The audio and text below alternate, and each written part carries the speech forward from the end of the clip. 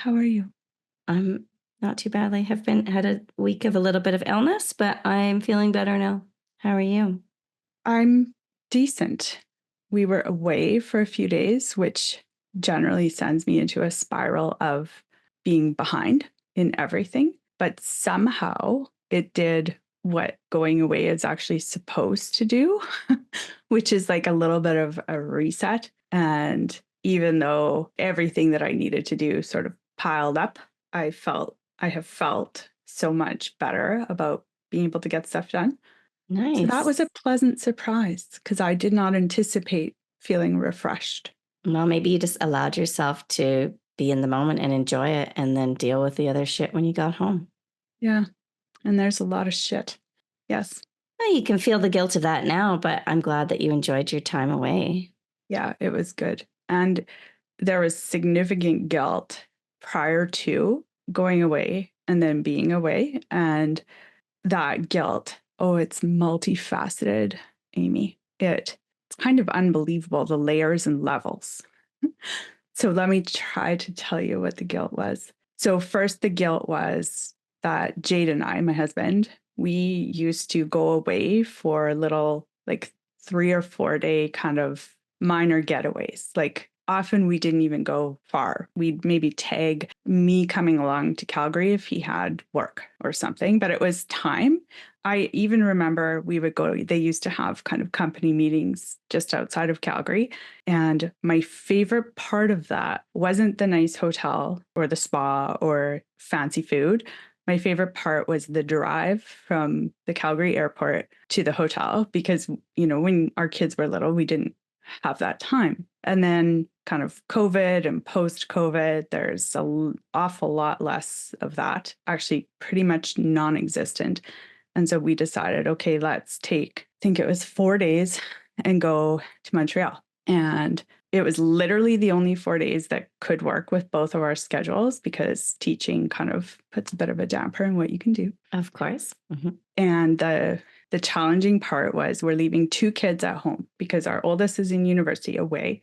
And then there's grade 12, 17-year-old, and grade 8, 13, almost 14. And the days where normally they would be in school, right? So occupied, busy, they were off. And so the amount of guilt that I felt about, okay, my kids both have, I think it was like a 5 day weekend, at least a 4 day weekend. And I'm, gallivanting off. And so is Jade, and leaving them on their own with nothing to do. And my younger one, who's the older one, she's got a car, she can kind of do whatever she wants.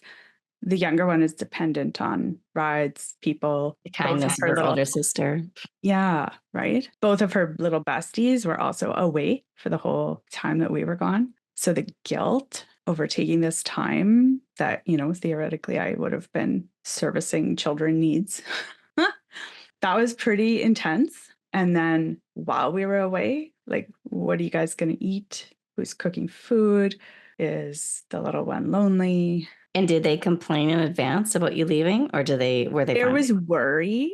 There was no complaining, like zero. That's good. Yeah. But there was a lot of kind of concern, like logistical concern for the older one. Like, how is this going to work? I already have plans for this time. But like, I think she really understood that this is not an unfair ask for her to do this. She's pretty good at understanding that. Like, some kids aren't. Didn't mean she didn't love it or she loved it, right? Like, she sure wouldn't love it. But the little one was quite concerned. And then there's guilt over that, Amy. That's probably the bigger guilt is she's our youngest. So you have the same parents, but they're different people. Yeah. And then you also have the dynamic of older siblings and how that plays out in a family. And then COVID happened when she was, gosh, I have such a hard time. She's in grade 8 now. Yeah. So is that like grade 3, I think? Grade 3. That Yeah. seems right. Grade 3. And I believe it affected different age groups.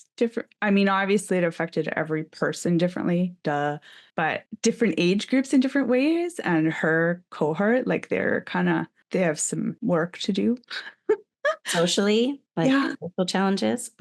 And so then, and also she got like, that's a pretty formative age to all of a sudden have everyone always at home. And remember at sort of in the middle of the beginning of COVID, after maybe the initial panic of washing your groceries and it's Armageddon, after that died down, a lot of people said things like, you know what, it's really nice not to have to worry about everything, right? And to just have some time and space. And we all loved, depending on circumstances. I heard that a lot and I felt it.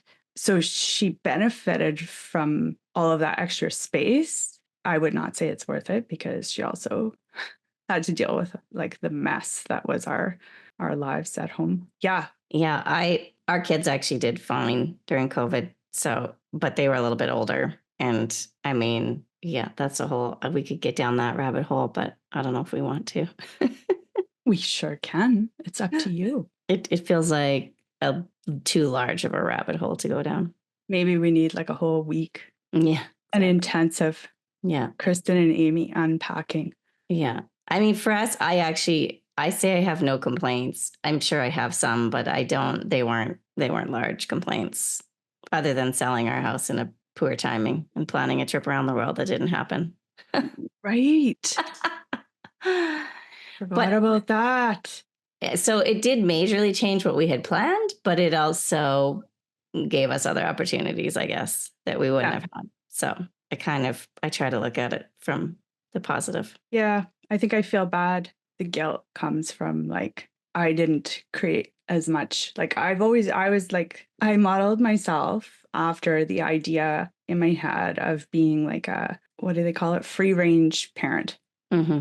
I actually bought that book because I loved it so much, Free Range Parenting or something like that, Lenore Skenazy. And I lent it to a woman who was at the gym when I was going to the gym on a regular basis. And she didn't return it, which is why I don't like lending books. Anyways, and I feel zero guilt about not liking to lend books out. But yeah, I wanted to be that parent, like go do all the stuff. And my first two kids, like I was very much, and I was very comfortable with them being uncomfortable sometimes because I thought I was, and I actually still believe I was doing kind of what I wanted to do and it was working out. And then with the youngest one, circumstances removed my ability to free range parent in a lot of situations, right? Like there's some catching up to do. And in the interim, this is really necessary, but the world has changed. Like, as an example, I would drop my older kids. Like, I grew up taking the bus, like the city bus. When I was younger, I took the city bus to like the shopping mall that was close to our neighborhood. So I think it must have been maybe a 10-minute bus ride. I could have walked there in probably 30 minutes and exploring on a Saturday and then taking the bus back home. And then when I was a bit older, like every weekend, taking the bus down to downtown, going to the big mall,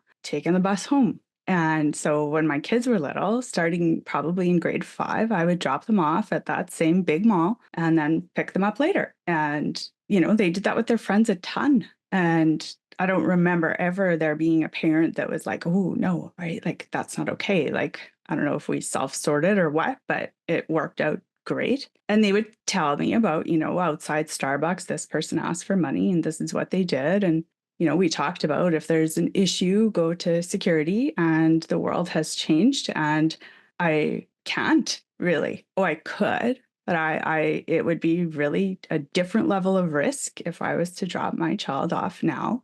And so I'm not even able to do the things that I couldn't do. And I saw that, right? Like in her just anxiety and worries about us not being around. Like I feel so guilty about her having to go through this anxiety now because she, had I done everything I was supposed to, she wouldn't have to fight through this. And then I feel guilty that I can't fix the things that are wrong or try to fix the things. Like it feels overwhelming to try to fix the world. But I feel like if you see something that's wrong, you should try to fix it. Sorry, play therapist now, Aim. I don't know. It's like you say, though, we're the same parents, but different parents because everything has changed about how we parent and you learn as you go parenting. And I mean, I am the perfect fourth child of 4. So, obviously they got it right. Yeah, they got it right. No, but like, I don't I don't know. As a parent, I don't think that you can hold on to too much of that because you do what you can with what you have at the time. And it's, circumstances in the world changed drastically over the last few years. So it just means that what you can offer to that child is not the same as what you could offer to the other children. And maybe it's not worse or better. Maybe it's just their experience. And I guess for us, what I've tried to hold on to with things that we may have missed out on because of COVID is just that, like, finding the positives that came out of it rather than dwelling on the negatives. Because I am a person who would dwell on everything if I were given the opportunity. And I learned, unfortunately, not that long ago, how to finally like try not to dwell on shit because it actually doesn't change anything. And it's a really hard lesson to teach yourself, but it's like you can't beat yourself up over things that aren't in your control. And even things that are in your control, you made the choice you made at the time. So you can't undo it. So Yes. all you can do is move forward with purpose and determination to do the best with what you can now. I don't know. It's like, I hate that idea that there's a lesson in everything. I don't think there's so much a lesson in everything because shitty things just happen sometimes. Yeah. But I think that you can grow as a person from shitty experiences. Yeah. Hopefully that's what you can take forward with you, right? Is the growth of it, not the crap. Yeah, that's a good way. I think I'm figuring that out. Isn't it funny? I had to get to 50 because my brain loves to like ruminate and look at, oh, if you'd have done this, maybe this, right? Yeah. Like a million different ways for a million different hours. I mean, did you like the movie Sliding Doors with Gwyneth Paltrow? Did you actually know that that's my number one favorite movie? I believe it. I actually think it's ready for a redo of sorts. Right? Yeah. I made one of my kids, the middle one, watch it with me once in a hotel. And I was like, you're going to watch this with me on my laptop, which is so fun. And she loved it. And it was so funny because it was from like the early 2000s, right? And so like the It might have haircuts, even been like everything, 99. but it's like perfect. Yeah. I used to own that, Amy, on video, VHS. It's a good show. And I would have kept it forever. And it was like if I was sad, I watched it. If I was happy, I watched it. Like, and I don't do that. I don't rewatch stuff. I don't really reread books. And my husband, his buddy came over and was like, what can I take home? And he lent it to him. And that was it. That's gone. It's gone. So lending books and lending VHS tapes are an absolute no for you. Yeah, 100%. I mean, I might say that probably you wouldn't want to watch it on VHS anymore, and you can likely stream it somewhere. Yeah. Right. But for a long time, it was gone. There was just a void, right? Because now I can stream it. But for a long time, I couldn't rewatch it when I was that's painful. sad or happy. Yeah. I love that movie. I actually made Juliet watch it with me a couple months ago. I feel like she was kind of into it, but she was a little bit like, some of the things didn't hold up. I forget what it was. I watched it like probably a year or two ago. So I'm sure I would have noticed stuff too. I'm just trying to think. Well, I think it was more from her. Oh, that's what it was too. Just how the guys in her office treat her so poorly. And like, she's like the only woman. And it's like such a like gross old white man culture. Yeah. And Juliet really commented on like, ew, like why? Like it's that late 90s kind of, we just were like, oh yeah, that's just how it is. No, the young women are like, what the fuck is wrong with this guy? I think I remember watching it thinking, I think it was supposed to provoke like, this needs to change. I think it was supposed to. I think it's just for her, she was like, why is that even a thing? Well, that's so funny. Right? Like, how do they get away with it? Which they wouldn't now. So funny. That's good then. That's good. It's like a little historical record of, girls, this is what it used to be like. Yeah. And then I think she also commented that John Hannah, she was like, this is the guy. He's way older than her. And she wasn't wrong. I had to Google it, but I think they were like. Was that the husband or the new love interest, the curly haired guy from 4 Weddings and a Funeral, Scottish guy. And she was like, why is this the guy she's picking? She was like, he's way older. And I was like, you're right, he is. And I know it still happens now, but a little bit less so. But it used to be just completely fine for like an actor who was 15 years older than an actress to be the love interest. It was just like, Yeah. oh yeah, that's normal. She wants to date this old dude, or we're going to pretend she's slightly older than she is, even though she's clearly 22. Oh, right. He's one of my favorite actors. He actually filmed a movie in Regina that Jason worked on a million years ago. Yeah, so he's only 10 years older than her. Only 10? Okay. She He thought he just- was way older. He probably looks hard living. But yeah. Anyway, so off topic, but the sliding doors No, thing. but these are great. I love topics. to like think about, I love to imagine what ifs, Yeah. but I also have stopped doing that a lot lately because I realize it isn't helpful. Because it doesn't take me in a pleasant feeling about what I have and where I am direction. Yeah, exactly. Yeah. Yeah. And it doesn't take you forward. It just takes you back to that, like, oh no, if only. And it's like, great, but what now? So yeah, my husband, I'm sure he's not one of those externally like introspective people who's always like, hey, what about this? Or did you think, right? If it happens, it's like very internal. And when we were away, right, you're away and you're just walking and there's so much time that you never have. And he asked a question like that, like, because part of it was he just turned 50.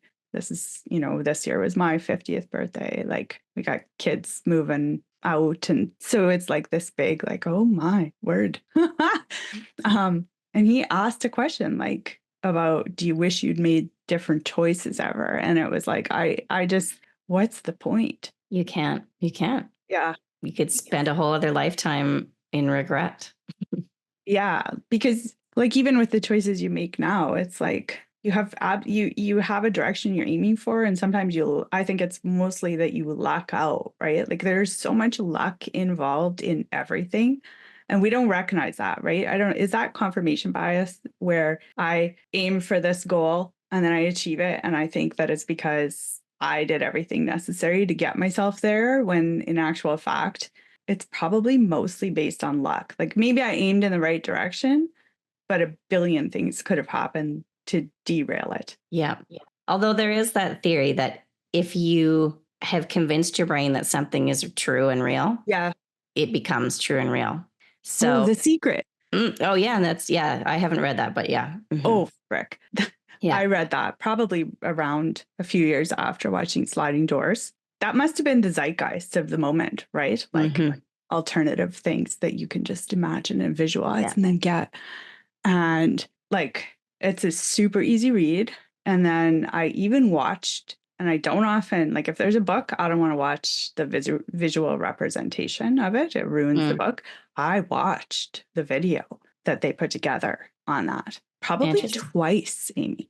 And I do remember being like, well, because the fundamental of it, right, is whatever you get is you brought it. Yeah. So figure out how to harness that and achieve anything. And I don't know if they just dumbed it down for mass consumption, but like childhood cancer, I really want to be royalty. Like in that book, if I really wanted to be royalty, I would be able to figure out how to manifest that. Yeah, I think that's a bit extreme. Yeah. Like they had you do an exercise sitting if you really wanted some fancy car.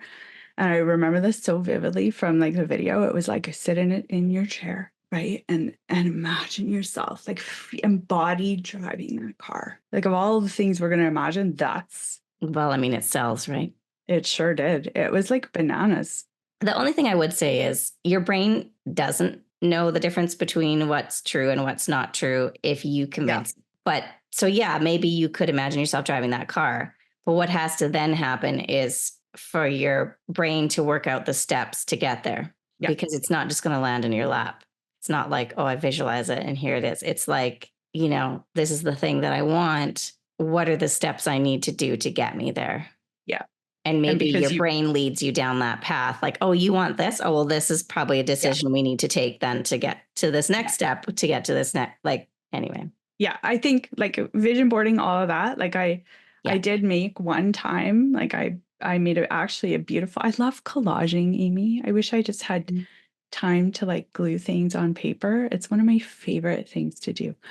I'm really bad at it. So I appreciate the art, but I love that you called it art too, because collage was kind of thought of as like, that's for, women who just need something to do, as opposed to that's actually art. Yeah. But yeah, I made a beautiful collage of like my vision for my life. And some of the things I wish I would have kept. I'm like, what did you even do with it? Like, did I just actually throw that in the garbage? That just feels weird. But I must have, because it's not here. And nor did I take a picture, because that was before phones had, right? We didn't document every single thing in our life. So I don't have it anymore. But I do remember that, like, some of the things I would be like, look, you did that and this. So it was kind of fun, right? Like this visual representation to kind of like anchor me to goals. Yeah, I don't mind a vision board. I like to write things down. I'm not so much a collager, but I like Yeah. to write things down. Usually I promptly forget about it and don't do anything with it. But it's fun to come across them later and be like, oh, Isn't it? yeah, you didn't Yeah. do that. Yeah. Remember, you had a plan. Cool. Look how good this looks. You Good put job. effort and energy into not doing any of this. Yeah. Excellent work. Yeah. Yeah. It was nice to come home from being away and not to have, like, I still, like, I'm holding two things. It's like I still feel bad over how hard it was for the youngest. Yeah. At the same time, like, I'm like, you did it. And I know parts of this sucked. It was very lonely, but you did it. So I feel good about that. And then to come home and not feel like I'd just done a terrible thing that I had to make up for. Yeah. And you know what? It's good for kids. I mean, Yep. we coddle them so much now. Yeah. It's so hard not to, but it's like it's not a bad thing for them to see that they can do things on their own and be responsible and like survive, and it's actually not so bad, you know? Yeah. It's hard because some of the guilt when I do coddle my kids, some of it is because I want to build everything that was wrong for me as a kid. I want to like alleviate even the faintest possibility. So there's that. That's a me thing. And then there's, if I can, I should. And then there's the times though, like the biggest one that I struggle with is, okay, so I don't want to do this thing because even though it's hard for my kid, it's necessary and the benefit is clear, right? I should not do this thing for them, or they should experience this hard thing. But then like the societal pressure is intense. And sometimes I just give up and I'm like, all right, yeah, okay. And then I feel guilty about that for not like standing my ground. But it just feels like, oh, it happens all the time. I mean, phones are such a good example of that for kids. Oh my God. I can't even, I don't even know how to delve into that because I feel like I've failed as a parent every day, and it's heartbreaking. And then, then my kid is like, but mom, my friends are like so much worse than me, blah, blah, blah. And my thing is always like, we're not comparing. You're not that kid.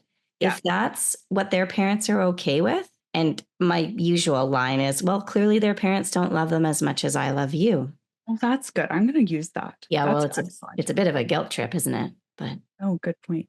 But I always am like, hey, if they want to, like, they're at their place in life, whatever shit they're dealing with, those parents can't see what's happening with their kid and intervene. That's their choice. But like, I want more for you, because I don't want you to wake up in 10 or 20 years and be like, Mom, why did you let me waste all this time? Like I could have been a fucking concert pianist, or I don't know, Oh, okay. This is like lighting a fire in my guilt. Yeah. It's the waste of potential. God, because I feel like without pre-phones, pre-social media, I spent so much time doing fuck all and procrastinating and wasting potential. And I didn't have anything to entertain me while I did it. I just did it. And so it's a little bit my own, like, passing this on now to my kids. We're like, I could have done so much more. And I don't want you to be like me and end up regretting not doing so much more. So Stella is going to be 21. God. I know, it's not crazy. Barf.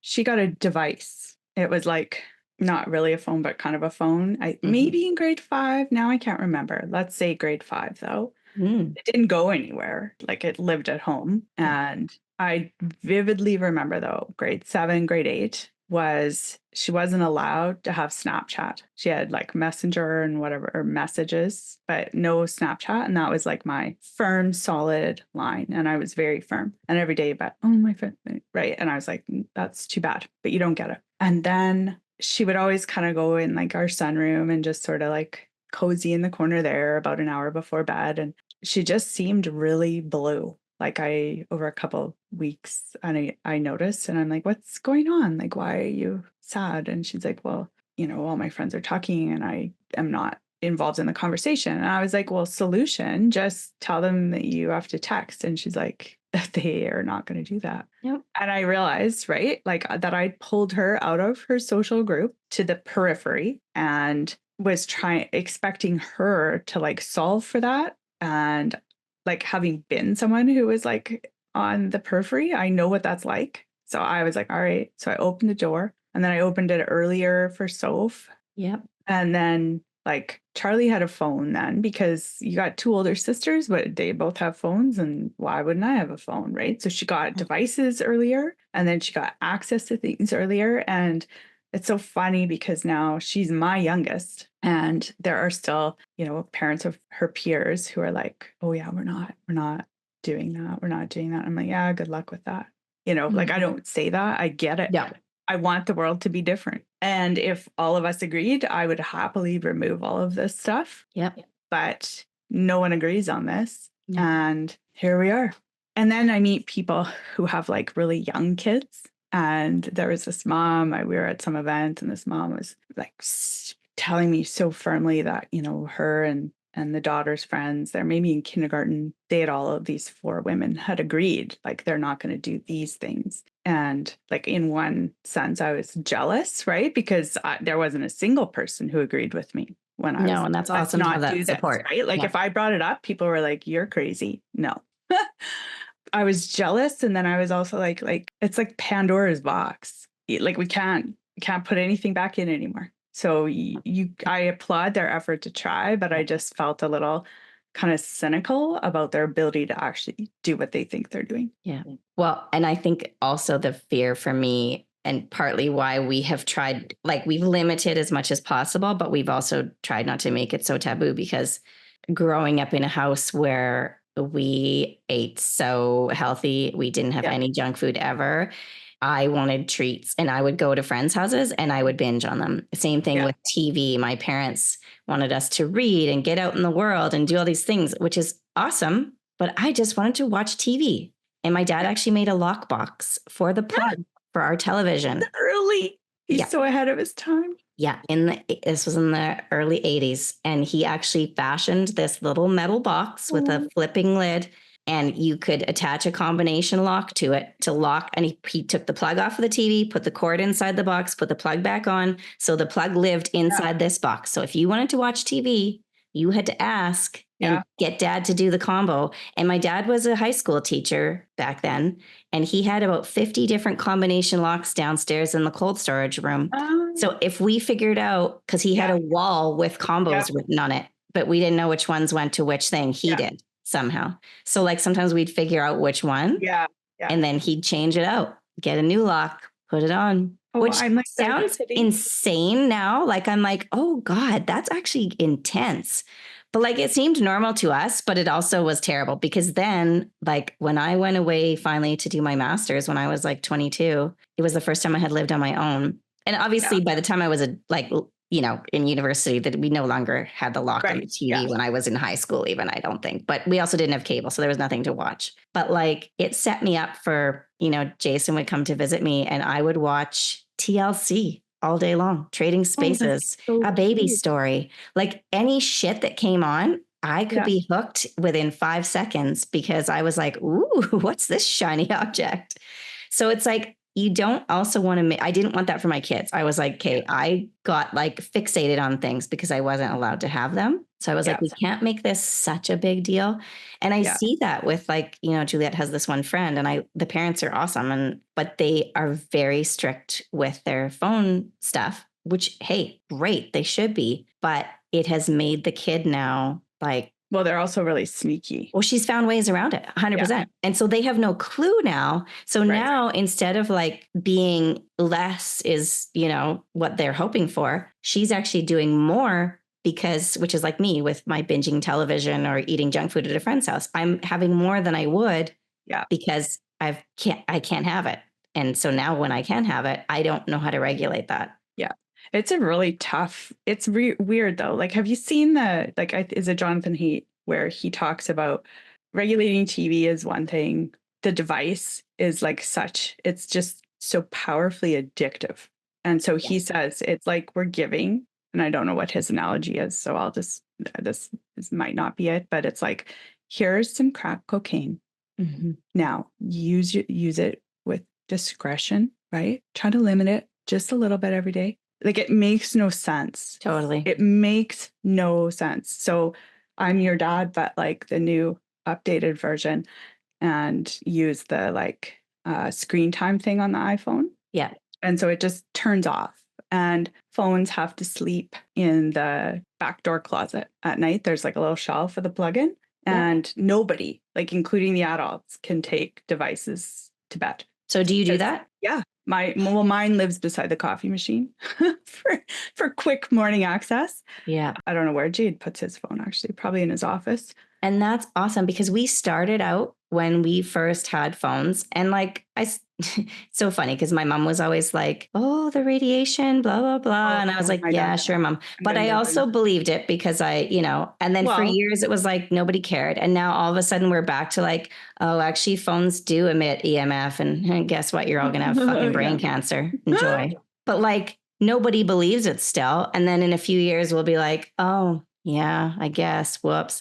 So like forever, we didn't have our phones in our bedrooms. They always were plugged in the living room. Everybody's phones went there. Seb didn't get a cell phone until he went to the Netherlands for a school trip for 2 weeks when he was 12 and a half, and that he was almost 13. So we got him a phone for that because I wanted that makes to sense. Yeah. Know where he was and be in touch with him and make it easy. But he was still very limited in his usage back then. He didn't have social media for a long time. He didn't do Snapchat. Like he just wasn't even musically. Well, and as a boy too, TikTok. It was like a different level of pressure for some of the things. I think so. Yeah. I see now that he like made videos that I didn't know. Oh yeah. But, but like they're super cute now. But I mean, nothing like today, right? Mm-hmm. And it's just, so we would keep them in the living room, and that was the thing. And then Juliet, of course, being 3 years younger, always wanted everything as soon as he had it. And we were like, no. She got her first phone at 13, but she had our old devices before that she could use on Wi-Fi and iMessage her friends. That's and, exactly all that shit. Yeah, our life. But yeah, then when COVID happened and we moved and sold our house and did all that stuff, that's when, because the contact thing became so much more important. And when we moved from the house where we used to keep everything, suddenly everybody had their devices. There wasn't a new designated spot that everyone was used to. Yeah. We didn't do that. And that was our mistake, because now, it's beside the bed and I'm like, why am I putting this next to my head? So now I put it like on the floor across the room, my own phone. Yeah. But even like Juliet's like, oh, but I need it for my alarm and whatever. And I'm like, Stella uses that. And I bought her like 7 alarm clocks. Well, she has like an Amazon Echo in her room. You can set an alarm on that. It'll wake you up. It'll play you music. It'll do whatever the hell you want. Like you don't. Yeah. Anyway. I know, like with Stella, because now she's not on, obviously, screen time. So I have no idea. But it was interesting this summer when she came back, and because the rules are the rules. This is the house, and it doesn't really matter how old you are. They apply. And she kept her phone downstairs, and we had conversations about it like the summer before. And I was like, okay, it can't be in your room. Like you can keep it on this level, I guess. And I shouldn't have, right? I shouldn't have ceded any ground because it was like on her desk outside of her room. And then this summer I was like, and it was the alarm thing. And I'm like, as the whole time we've all been alive and in this house and any house, we have multiple versions of alarm clocks.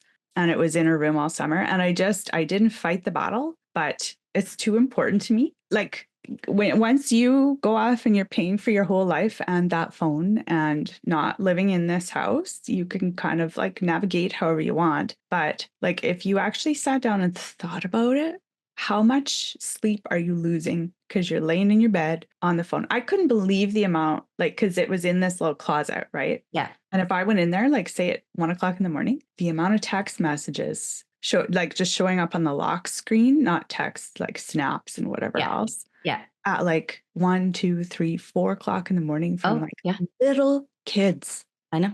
Like Oh my God. And I wonder when I get them then at Sass Poly and they're a disaster. It's like, well, duh. I know. Juliet has so many friends that she's like, oh, they have trouble sleeping. Oh, they have trouble sleeping? Oh, gee, I wonder why. Yeah. Like your phone goes on sleep and you go to bed, and that's just how it is. You can't have that. Like, yeah. But to have that little bag of heroin or crack, right? Yeah. Like right beside you, like, okay, I'm going to close the bag. I'm going to close the bag and just put it on my dresser or my nightstand and sleep. Like your whole sleep is disrupted by knowing that there's this little bag of crack that you're going to allow yourself to have just a little titch of in the morning. And I feel like a lot of kids don't even put them on sleep or do not disturb. No, or whatever. oh no, they don't. Like their notifications are going off all night long. Constant. It's so unhealthy. And I am like a huge believer in sleep being so important. And there's more and more research now that talks about I don't think teenagers should start school at 8 in the morning or 8. I know. They start at 9 here, which I actually approve of. Yeah.